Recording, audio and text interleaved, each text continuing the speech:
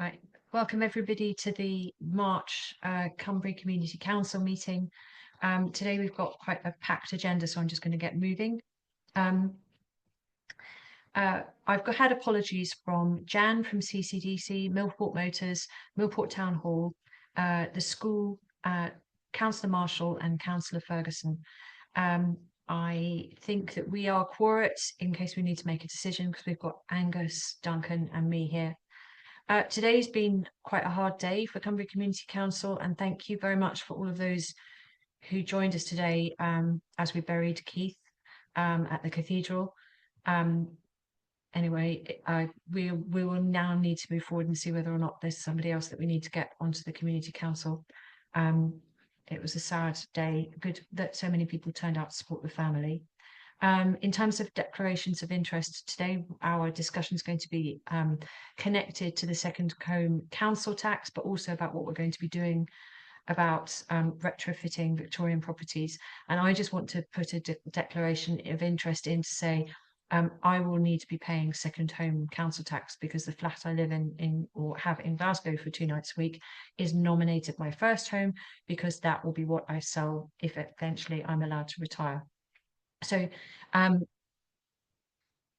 when I'm allowed to retire, which will be very short. Thank you, Gregor.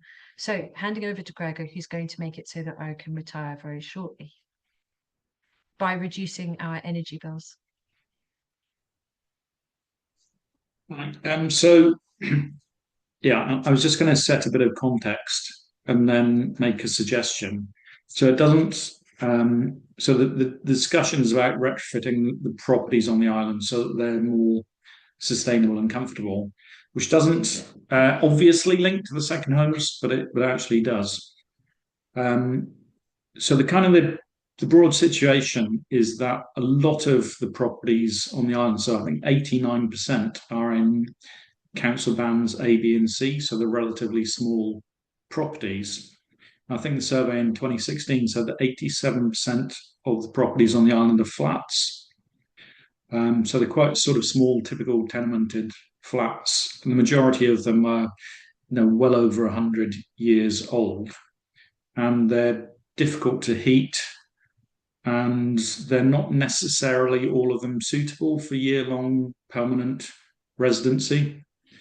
They're also in the conservation area, which makes it a lot harder. So I know that Scott has struggled with some of the older properties on the island in terms of the Carbon Neutral Island project, because they're not really suitable for external wall insulation. We're not automatically permitted to put solar panels on them. Heat pumps are quite tricky in little flats, multi-story flats, and people are often reluctant to put in internal wall insulation because it takes up some of the space when they already don't have much, and it can affect their original features. So to help people improve those properties so that they are more comfortable and they're less expensive to heat and they're more suitable for permanent residents, and we really need some sort of study to be done to see what the options are for those properties, really. Now, at the same time, when North Ayrshire Council proposed the second homes council tax premium, they identified, obviously, that the impact on islands, and particularly Cumbria, was likely to be bigger than on the mainland. So 30% of all the second homes in North Ayrshire are on Cumbria. And given that we've only got a population of 1,200 odd people, that is an enormous amount compared to the mainland. So because of that, the National Islands Act means that they had to prepare an island community's impact assessment to assess what the impact would be on Millport. And that identified the kind of the problem that I've been talking about, which is, so they identified that 76% of the properties on the island are Band A and Band B flats largely. And they identified, I'll just read you one section of the particular problem that this raises. So their impact assessment says there is a risk, which is probably more acute in Cumbria, that this change could potentially lead to more housing supply for lower banded properties being available on the market, and that this is not matched by an equivalent level of demand for such properties. So the second home council tax is designed to put more properties on the market for permanent residents, but they have identified that those aren't the sorts of properties that people want to live in permanently. So there's a problem there, and the National Islands Act requires that if they identify specific problem relating to an island when they're introducing a policy, the impact assessment has to say what they're going to do to change the policy to mitigate those problems and to make it more suitable for that island. And North Ayrshire Council have not done that, so their impact assessment didn't do that. All it proposed was that they would monitor, see what happened, and think about it in some point in the future. So they just kicked it into the long grass, even though they identified the problem themselves. So it is possible to call for a review of an impact assessment. You have to do that within 3 months, and community bodies such as the Community Council could do that. And I think we have grounds to do it because the impact assessment has identified a problem, but it's not proposed doing anything about it, which it should have done. So I would propose that we do call for a review, and I would stress that the purpose of that is not to get rid of the second home council tax, because all of the local authorities in Scotland have introduced it, and I don't think we're going to change that. But we could call for mitigation given the particular nature of the properties that we have here, and ask North Ayrshire Council to help us look at how to improve the properties that we've got on the island so that they are suitable for permanent residency. So that is a proposal just to kick off the discussion. I don't know if anyone has any views on that or anything else related to this issue that we have of properties that are challenging to make more comfortable and cheaper to live in. Okay, Scott. Thank you, Gregor. Yeah, thanks, Gregor. You've said a lot of the things that I would have probably said as well, and probably done it a lot more eloquently and concise than me. Just to reiterate that, I mean, one of the key things I wrote down here was the more properties that we're talking about here, particularly Victorian tenements, but it does go to some of the other Victorian standalone houses as well. The more of these properties that become primary homes, the bigger this problem gets. And we have a lot of these on Cumbria. I did do a little bit of digging about. So across North Ayrshire, less than 20% of the properties are built before 1929. That jumps up to nearly 75% when you look at Cumbria. So we have a huge percentage of properties on this island that were built before 1929. A lot of them flats, as Gregor says, and when you look at the EPC rating, so that's your Energy Performance Certificate, we are looking at categories E, F and G, which are the 3 worst categories that you can have for that particular rating. North Ayrshire do have and have been working with us on the CNI project on various schemes for upgrading houses on energy efficiency, but we come across the same problems time and time again. Gregor's already touched on quite a few of them.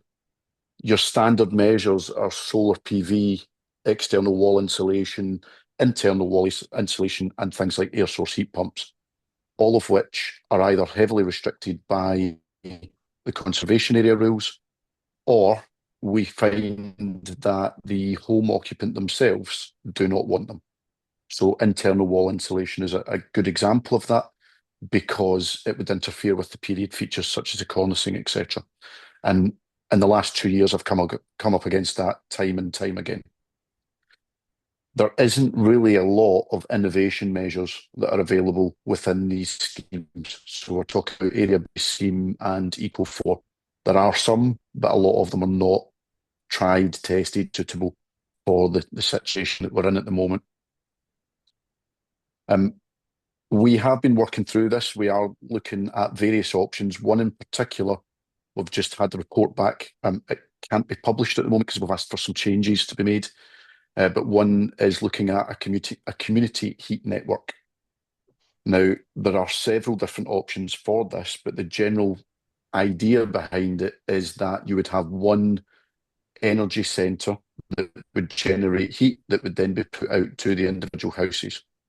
And Local Energy Scotland have looked at that for us, along with some consultants, and come up with the kind of general feasibility of such a thing. Huge project, millions and millions of pounds. I mean, it's a massive project, but that could be one option to look at that would be focused around the conservation, that would have minimal impact on conservation itself. But you would require so much buy-in from the local community to make something like that work that it's not a small task. A lot of these properties are also electricity heating at the moment. So whilst it's not the ideal solution, reducing the electricity cost makes it easier for those individuals to heat their homes. So coming up with some way of making that electricity cheaper, be that a community energy project, be that renewables at source, these could all be considered as well. But just to reiterate what Gregor's saying there, this is a huge undertaking to try and make these houses more energy efficient.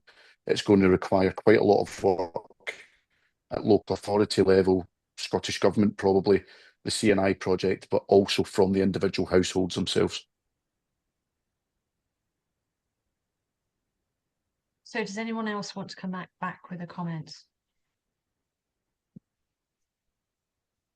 So Gregor, you're proposing, oh, Duncan.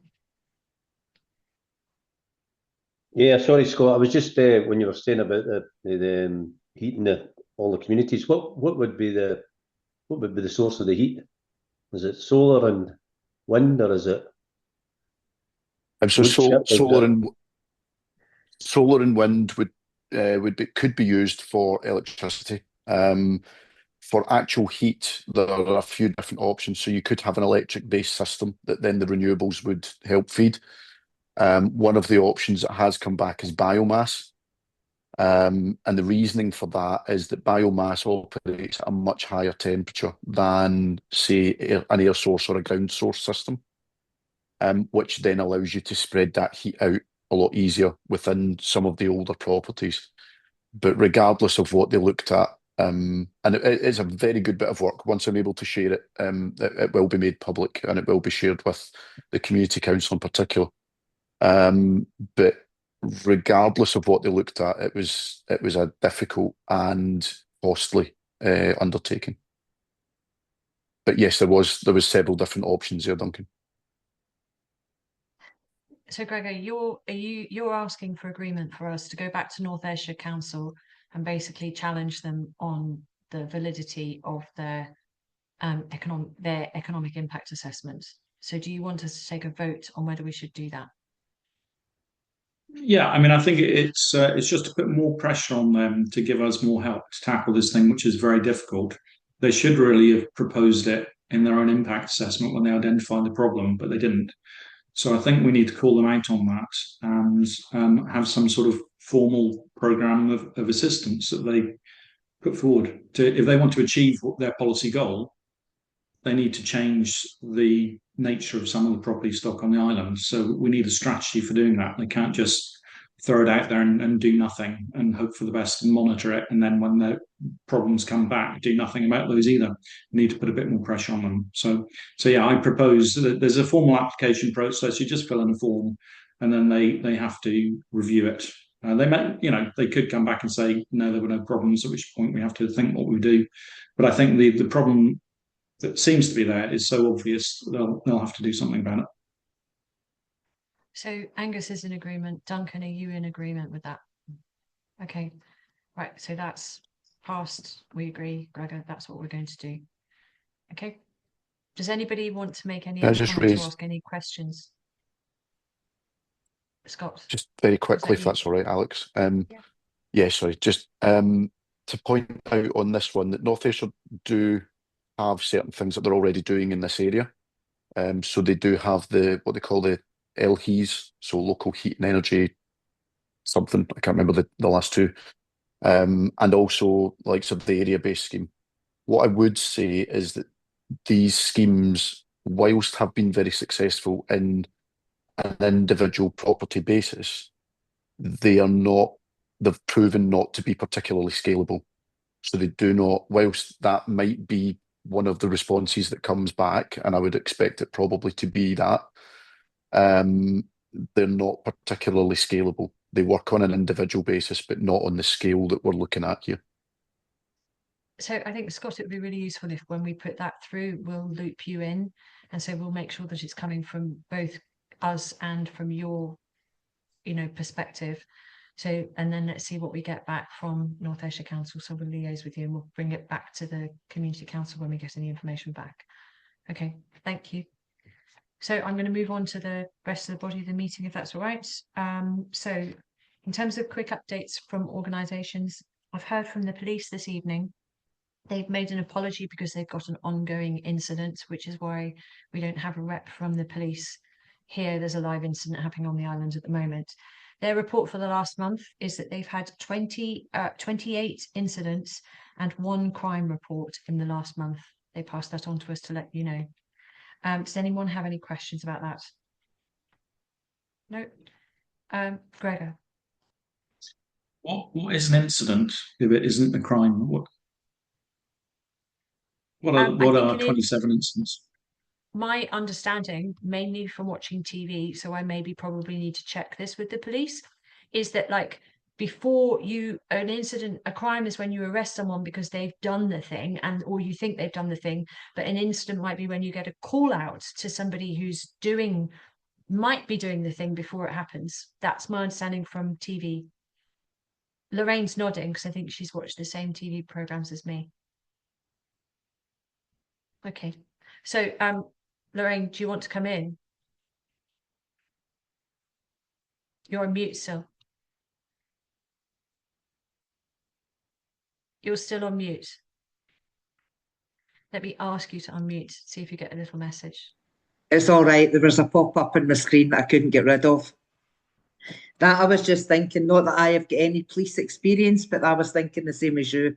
I think an incident will be when they get called out. But I remember, Gregor, you did ask last month for the police to give detailed a monthly report. But anyway, they're obviously not here to do that. So. Yeah, but now we get the report. Gregor's querying that. There's always one. I'll go back by text and say, can I tell you what I think from watching TV and see what they say? And I'll let you, if there's another incident next month, I'll be able to tell you because it's quite exciting. Okay, that's number 1. John, are you here? John writes. I thought I saw John pop up on my screen. No, so we don't have the Coast Guard.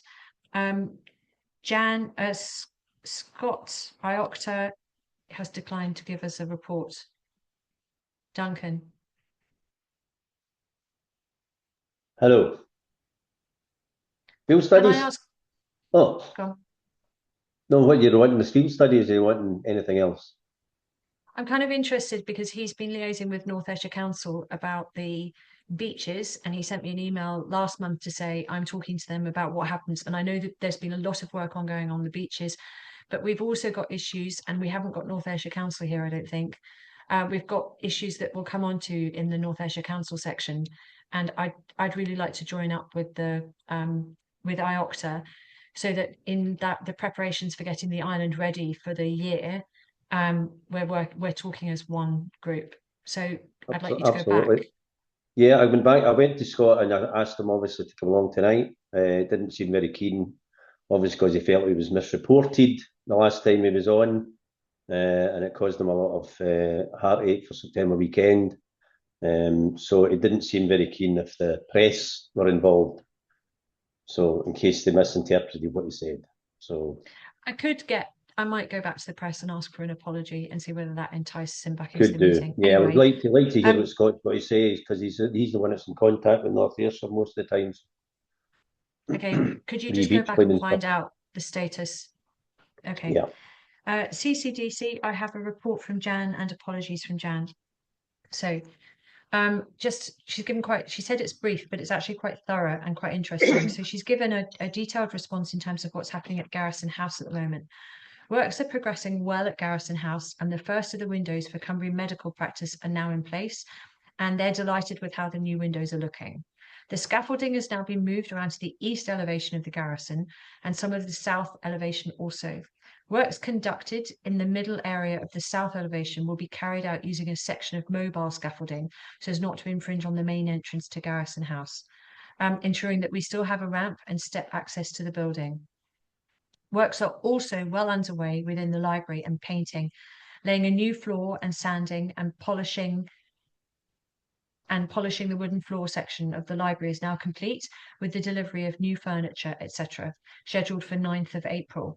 KA Leisure held an informal session for our community within, sorry, I've got someone I'm admitting, within the garrison on the 21st of March to share detailed architect's drawings of the layout, equipment to be available with our new community gym.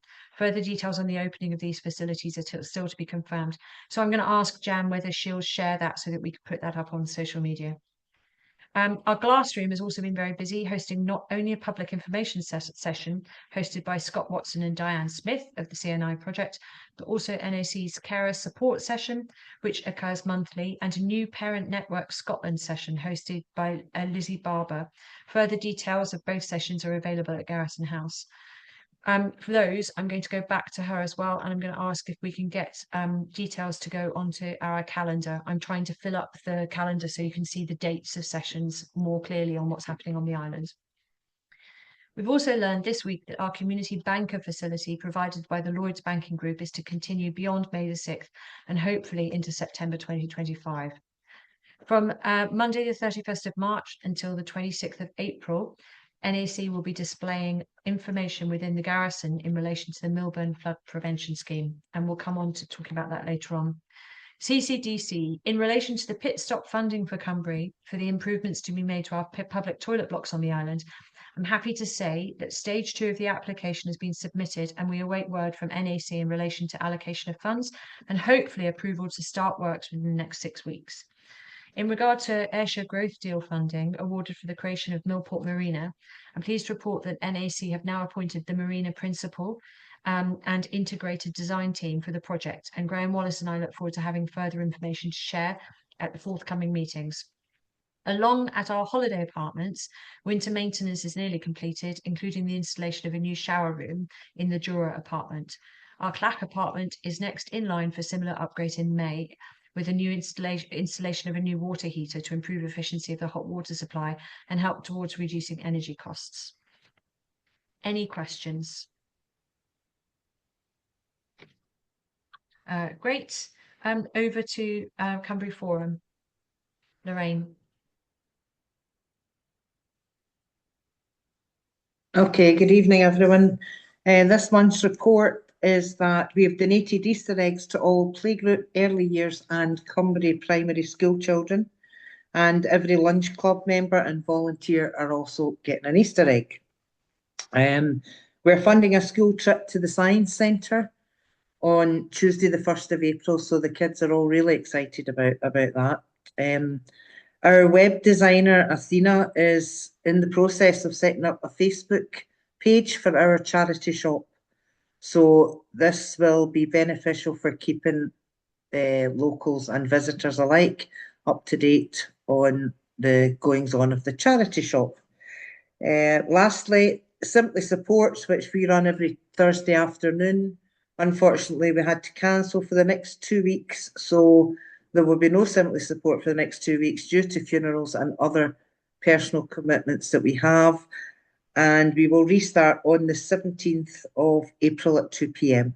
Sorry for any inconvenience, and that concludes my report. Thank you. Thank you. And thank you very much for your report. Does anybody have any questions? I'd like to say thank you for giving Easter eggs to lots of people. I'm not sure whether or not you are dressing up as an Easter bunny and hiding them in places, or are you just handing them out? Not at all.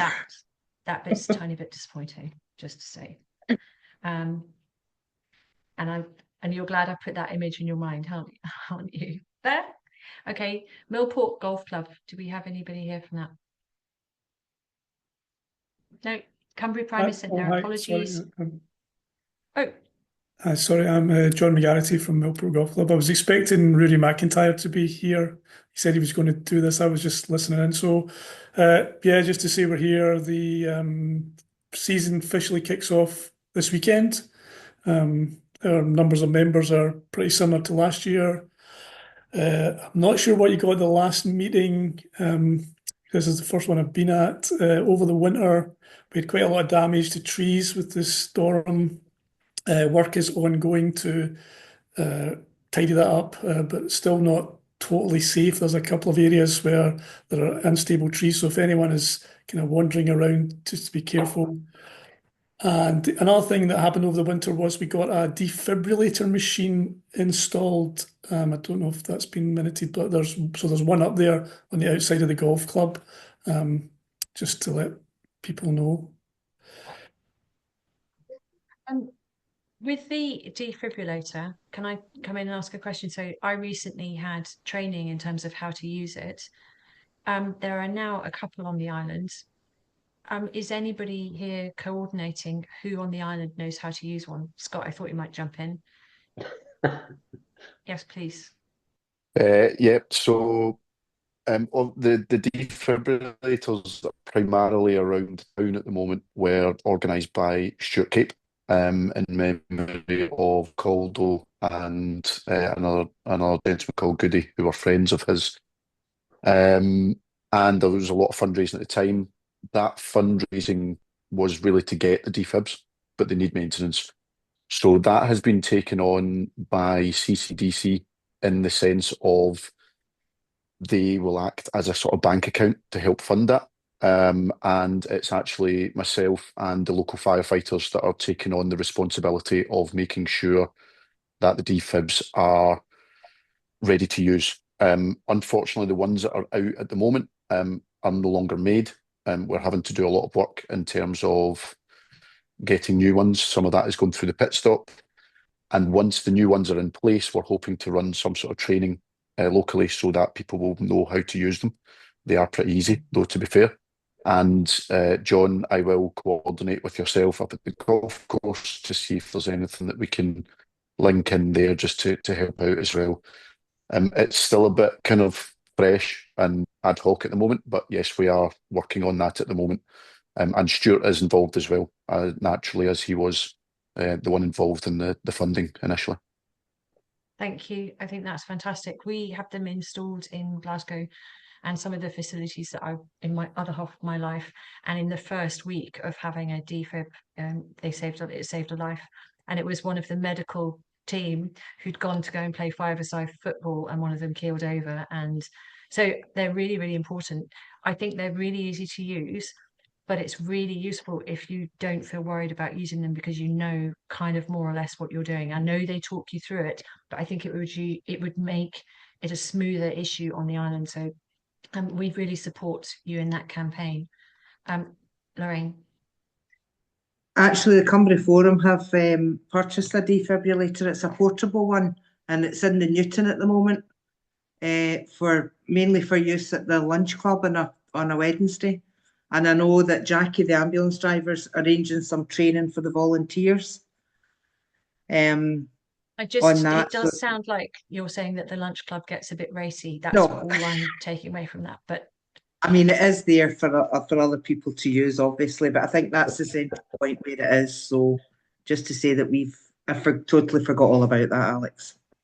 So one of the things might be a good idea, once Scott's finished, once there's the maintenance done on the defibs that we've got on the island, another thing that would be great would be to get them all marked up on Google so that people who come to the island, maybe because we've got local people on the island and we have so many visitors coming, that, the defibs get a little symbol and you can see where they are on Google Maps, so that if anything happened, and that we've got the similar markings or signs to say there's one inside the forum if you need it, so that because the moment that you need it, you're running to go and save someone's life. So we need to make sure that we kind of have that coordinated.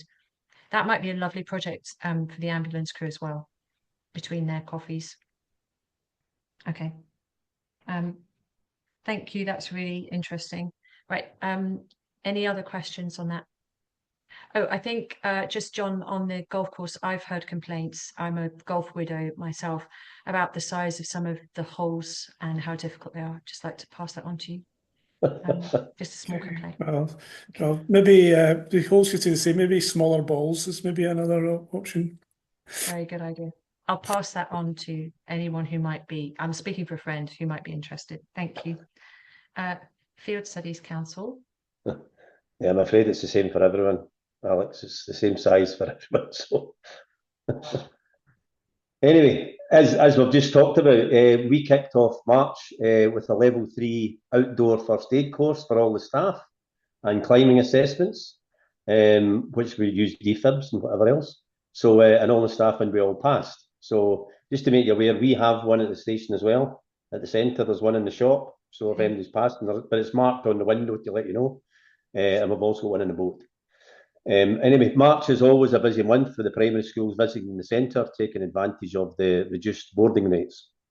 Over 400 pupils have attended, and staff from 10 different schools have come to experience raft building, rock climbing, bushcraft skills, rock pooling and team building over mostly 3 night stays. Dykehead, Newmains, Kirkcaldy, Our Ladies and Christ the King schools, to name a few, came over from all around the Central Belt. So we've been really busy this month. Glasgow and Chester Unis and Scotland's Rural College all came to do their studies, with over 55 of them visiting between in March as well. And the Scottish Potters Association held their workshop a couple of weekends ago, taking advantage of taking over the whole centre. During their visit, they had various displays, skills demos and talks, sharing their expertise.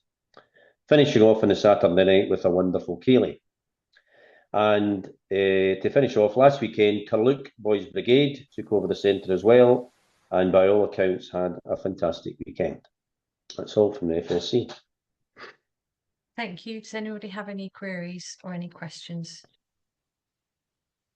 No? Thank you. And so the next report, rumour has it, this is going to be like one of the most positive yet. I'd like to hand over to Angus. Ferries. The joy of ferries in Kilmarnock. You bring joy to your life, Alex. Let me talk about ferries. So headlines: summer timetable starts tomorrow, so ticket prices go up, and your winter timetable tickets are no longer valid. And there's been some grief about people trying to exchange tickets that they weren't allowing them to do that. So it's been a bit of a pain. Continues to be a bit of a pain. We continue to fight against it. Anyway. Ticket prices. Can I just interrupt and say I've got 2 tickets I'm going to be bringing round to you, Angus, that I've got that suddenly are valueless, and I'm slightly irritated about it, and I don't understand. Just saying. I'm sure there'll be a big queue of people, but that's Kilmarnock have been clear in terms of their processes. Gail's been trying to fight an number of individual cases, and they're getting nowhere with it. The ticket prices rise to £4.40 adult return and £16.80 car return. Concession tickets rise from £1.50 return to £2.20 return. That's not necessarily directly Kilmarnock pricing. This is Strathclyde Passenger Transport Executive, and their new policy being implemented of fares being 50% of the adult fare. It's got a £4 cap, but that doesn't affect us. So that increases. The second vessel won't be starting tomorrow due to whatever. It won't be available tomorrow. It wouldn't be starting anyway at the moment, but it should be available in Largs. Start the summer timetable, but it'll arrive early next week, and it'll be the Isle of Cumbrae, which will provide a slightly larger vehicle capacity than the Ridden.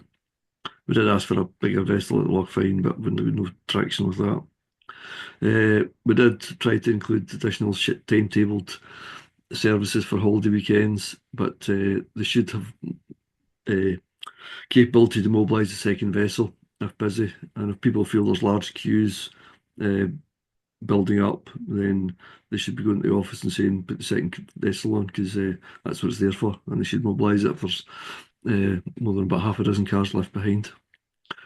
We've got an operations manager. Last operations manager lasted a couple of months. The joys of meeting me, I think.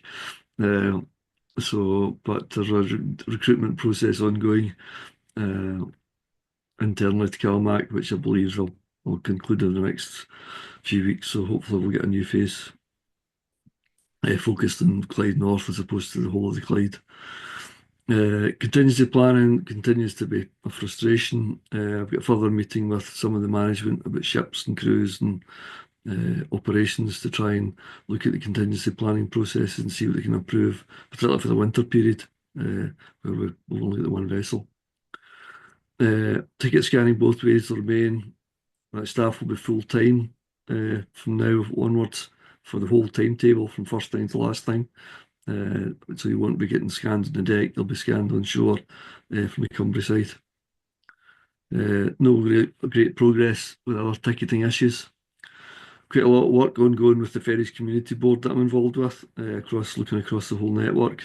We did challenge the government quite heavily on the fares increases and the impact of communities across the Clyde and Hebrides, but Transport Minister sort of shrugged their shoulders at us and said it's my decision and got on with it, sort of thing. We recently attended a roundtable meeting with the Cabinet Secretary and a whole load of other ferry stakeholders, including North Ayrshire Council.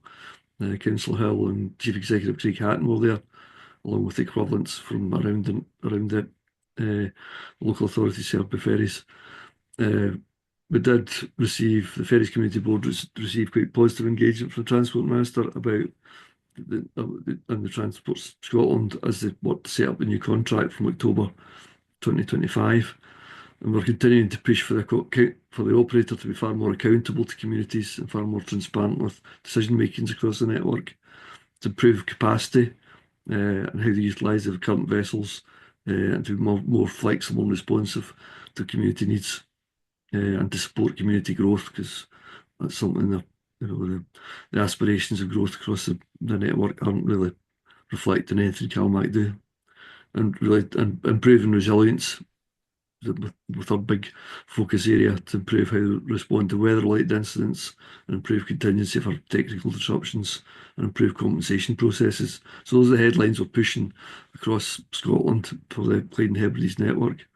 We're also pushing for under 22 Islander children should get equality public transport, so that they would get the same basis as buses, so you get free buses for under 22s.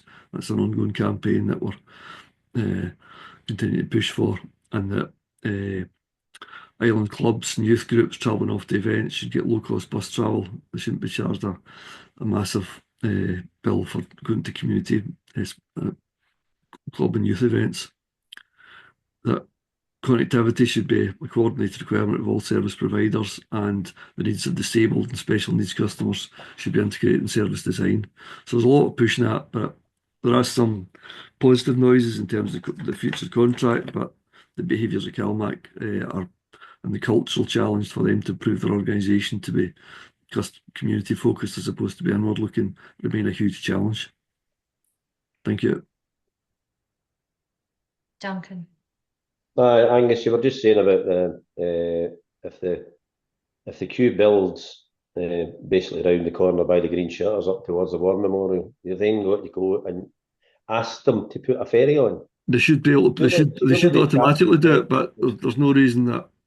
Yeah, I mean, the guy collecting the tickets know how far he is up the queue and say, by the way, we're needing another ferry on. No, it's not for us to ask. But if you feel you're being shortchanged, then it's legitimate to challenge. I was going to write to Donna and Taylor tonight to say, by the way, now you're starting the summer timetable, I think you're going to make sure the crew and the shore crew are very clear that if there's more than half a dozen cars left, they should be mobilising the second vessel, and I want to see that all summer, not just when it suits them. Yeah. Okay. We await with bated breath. Yes. Thank you, Angus. Thank you for carrying on the fight. Any questions or comments from anyone else? Okay. We're over to quick updates, Key Island projects, Gregor Place plan. Yeah, not a huge amount to say. I think we had a meeting to discuss which bits of the place plan we were going to try and push, and I think this issue about the properties and the state of the properties and making them comfortable and efficient is one of the most challenging on the island, and I think the one that we will try to put the most effort in. So we've already really talked about that. That's the one we're going to try and push immediately. Okay, but also we are going to be doing a couple of other projects. So one of the projects, Carrie, who's here, is going to be meeting with Cumbria Forum, and we're going to start talking about the potential of how we'd create a business plan. We're going to get a consultant, we hope, to think about a potential old people's home on the island, a residential old people's home on the island. We're going to have a look at that again and open it up and see if the business model works and can be made to work. So we know that the last issues were all about legislation. We're going to get someone who's a specialist in legislation, look at the number of people that you could serve. If you think about our demographic on the island, we should have plenty of customers, and then think about how wide it needs to go, what size it needs to be, and come up with a business model. And we're going to do that and bring that back to the island, and that's part of the place plan. And the other part of the place plan that we haven't yet started moving on, and I will go back to the school, is the majority, it felt, of the young people on the island are really keen to have a skate park. So we're going to come back on that. Okay, thank you. Carbon Neutral Islands Project, Scott. Thanks, Alex. In the interest of everyone being sick of hearing my voice, I will try and keep this as short as possible. Naturally, as everyone is at this time of year, we're kind of doing all the end of year wash up, finances for budgets, etc., etc. So that's quite time consuming, as you would imagine. We have got the Millport Solar PV and project ongoing at the moment. I am pleased to update that we have 3 completed installs, with another 5 ongoing this week, and the total will come to 18 households that will receive solar and battery out with the conservation area as part of that project. Just a reminder, that was £166,500 that we got from Scottish Government through the CNI project for that pilot phase, if you like, with the intention of expanding that out to other households out with the conservation area, and then looking within the conservation area once we can. I mentioned the Community Heat Development Programme feasibility work that was done. That was 32 different projects across Scotland. We were actually the only one that was on an island, and we were one of the bigger projects that they looked at. The feasibility for that will be continued into next year as we start to look at community energy projects as part of that, as a result of what came out of the local place plan and what we've already been looking at with the CNI project. Very quickly, RTS and the teleswitch switch off. We did an event on that just recently. If anyone is still worried or having issues there, please come and see us in the garrison. A couple of things I can update on. So as of today, there was a meeting for what they call the Smart Energy Code. An update that was being made was they were allowing energy companies to provide a comms hub that works on 2G and 3G signal, a bit like a phone. This should provide an alternative signal to the smart meter. Now, up until this point, it's not been allowed to do that, so this is a change that's had to come in. We're not sure how quickly that will be rolled out by the energy companies. If your problem with getting a smart meter is not linked to RTS, which is a teleswitch, it's likely that they will be prioritising the teleswitch first, just because of the timescales involved there. But that does affect quite a lot of people on the island.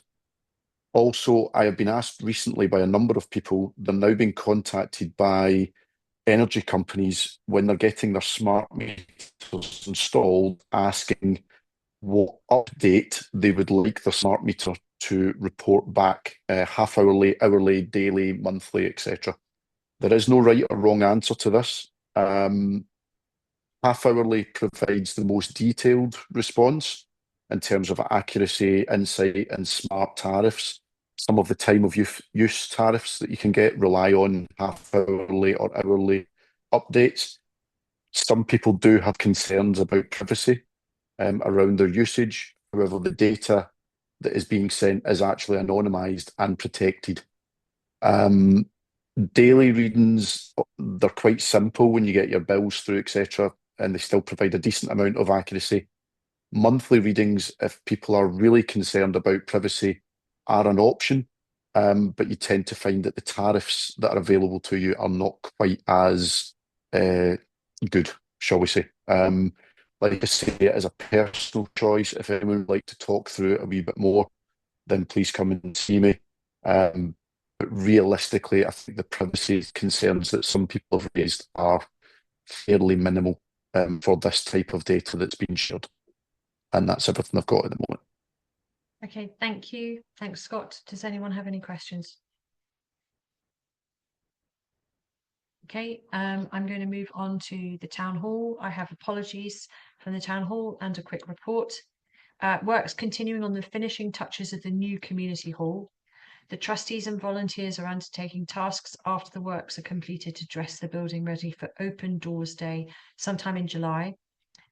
Invitations are going to go out to community groups for a private tour to see the storage areas available before the building is officially opened. And they're thinking that's going to be in mid-June. And fundraising has been achieved, or funding has been achieved for 2 key employees. And these posts are going to be advertised in late May, early June. Any questions about that? Okay. Anyone here from the marina? Yep, Brian Cavan, I'm here. Graham sends his apologies. I don't think Jan made it either. You mentioned earlier on one of the bits of an update where the North Ayrshire Council have now awarded the contract to start development work on the marina. And Wallace and Stone have picked that one up. And also the other good bit of news is Graham, Jan and I have been working to raise some funding to allow us to appoint a contractor to provide tourism input, specialist tourism input from the marina industry into our business plan for hopefully for operation by the community when it eventually comes to pass that the marina is in place. And we received from the Crown Estates just under 30 grand of funding to pay for that. So that was a good bit of news after a couple of failed attempts at other sources. So the only downside that we've had recently is that in the latest plan that came out from North Ayrshire Council, I think Graham and I had been under the impression that spring of 2027 was going to be the kickoff. And the latest plan that landed with us a few weeks ago suggested it would actually be the spring of 2029.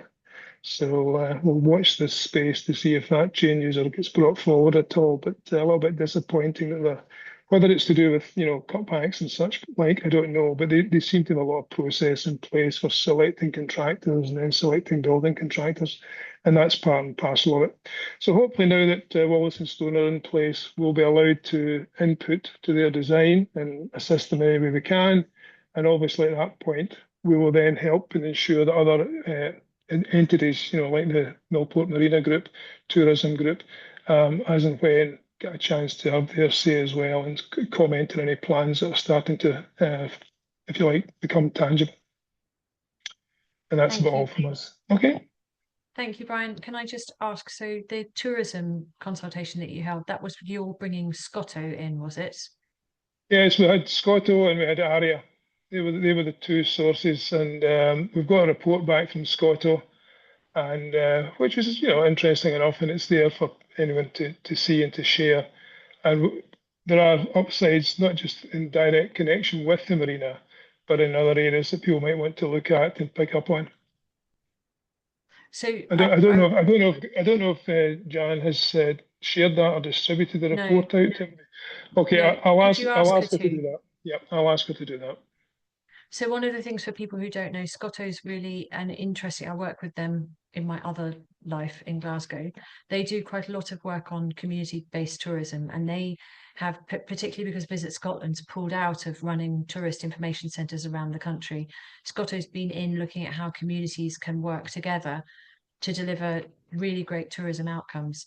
I'm quite interested in, because we're going to come in a minute to Carol, who's going to talk about the cathedral. As the cathedral develops, how does the cathedral connect to the golf course? How does the cathedral and the marina connect together? Because, for example, if the golf course could host people who if the cathedral could host people who might be coming to do a golf holiday, and we could attract Americans that are worth 6 times any other tourist, how would that start to work? So no, I'm not joking. That is the financial value of an American is 6 times any other tourist, but they've got specific things that they ask for. So I'm going to be really interested to look. I briefed Scotto before they came. I'd like to see how the report fits to make sure that we feed it in, particularly to the cathedral before they do any building, because Americans have particular requirements around built environment. I'll ask Jan to pass that report on to you, and we can share it out, because it's quite interesting, and I did participate in the night myself, and it was worth doing. Okay, all right, thank you. Okay. And not that I've bigged you up, Carolyn, I know you've been away. Where is the cathedral at, please? Just before I went away, and during the time I went away, we prepared the second invitation to tender, which will take us, will lead us into phase 1 of the feasibility study. I've now got tenders back from there, and then I'm fairly certain we've got funding, but it's not actually been finally agreed for the second stage of repurposing.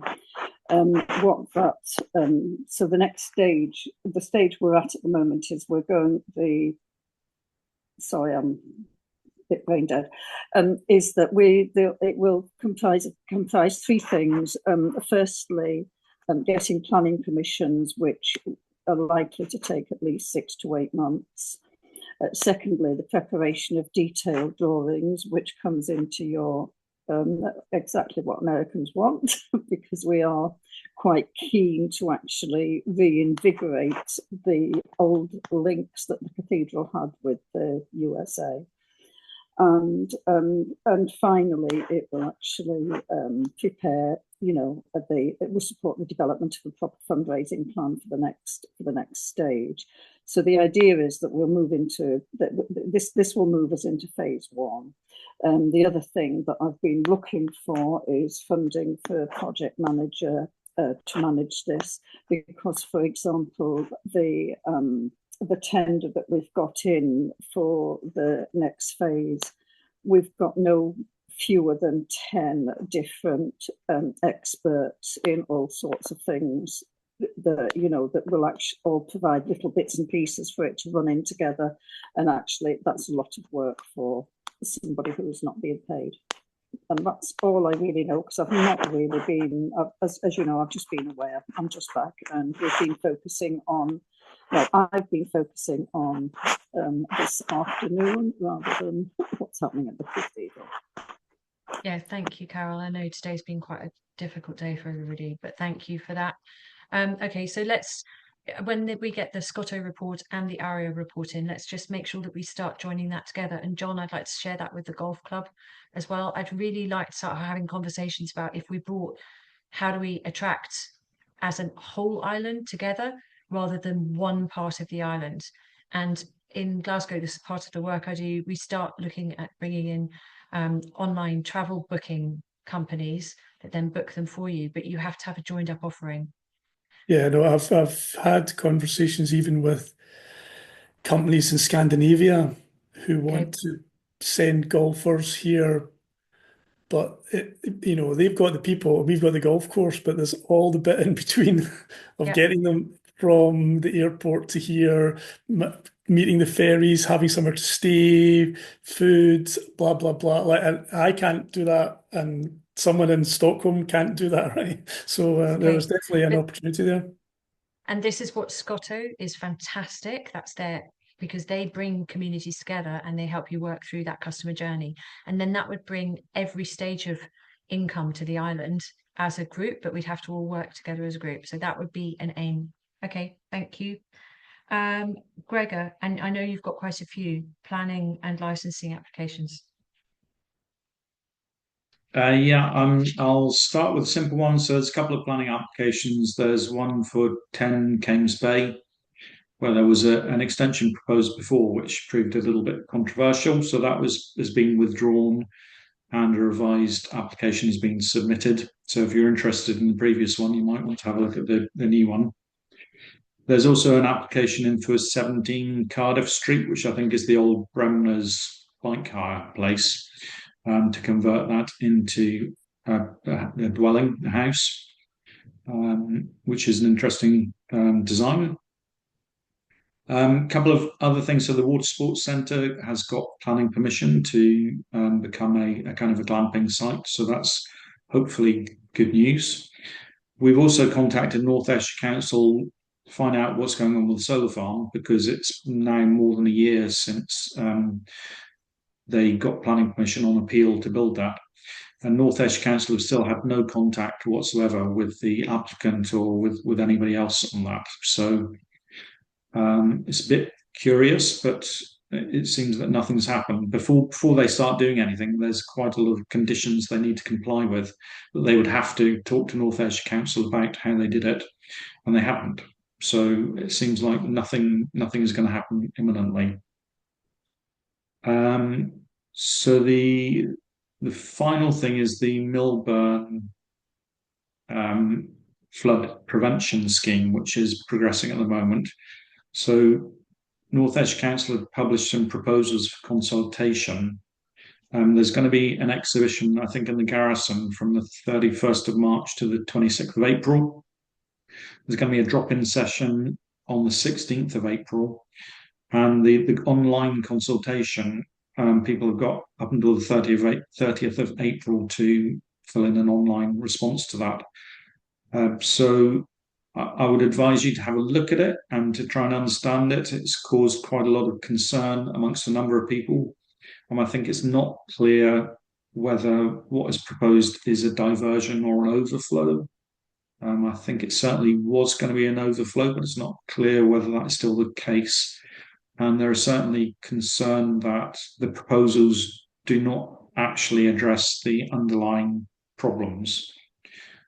So have a look at, I might post that in the chat if I'm capable of doing that in the next couple of minutes, the link to it. But if you have any interest in the Millburn, have a look at that and see what you think. I think it's caused quite a lot of concern amongst people that live nearby it or who are affected by it. Okay, thank you, Gregor. Does anyone have any comments? Scott?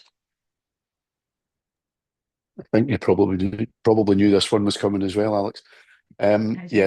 I personally did quite a lot of work around this in January 2024 after the big storm and flooding that we had in the 27th of December.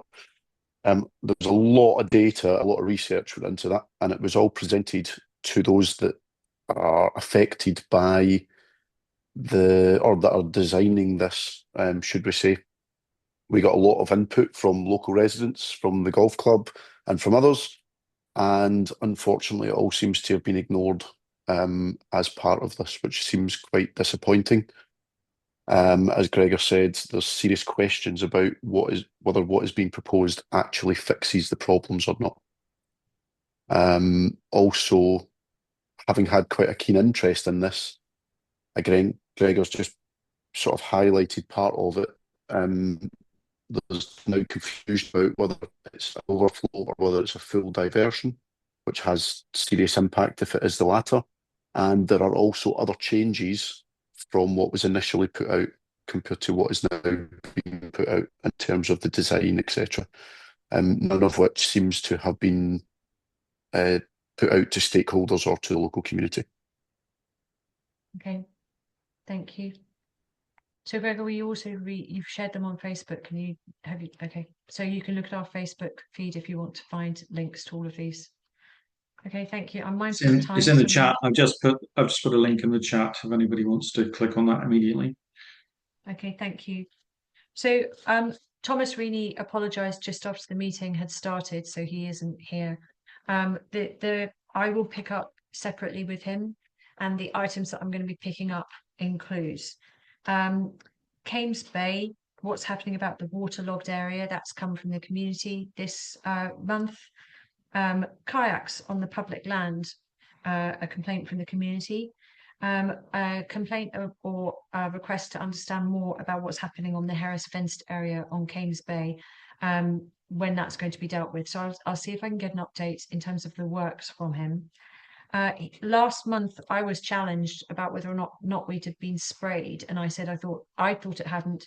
Greg has confirmed it actually wasn't last year, so I'm chasing that up with Thomas Reaney. He says he'll come back to me. What's going to happen about the overall grassy areas, many of which are now pebbly or rocky areas? How is North Ayrshire Council going to tackle that, and when? And that's what that's what Scott Ferris was looking at, and that's what I need to check we're not crossing paths in terms of talking to North Ayrshire Council. We put in a planting proposal. I went back to North Ayrshire Council to ask for these plants that are very robust to get bought. I'm trying to organise a meeting. Sandra, as soon as I have the date for that, I will bring you in with Stephen Arnott.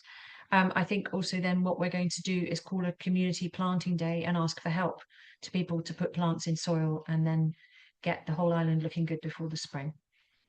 Does anyone have any questions? Okay, we don't have any councillors here, so our next meeting is going to be the 24th of April. I've sent a link to it, and I look forward to seeing you there. 2 minutes over. All right, have a good evening, everyone. Nearly there. Okay, bye.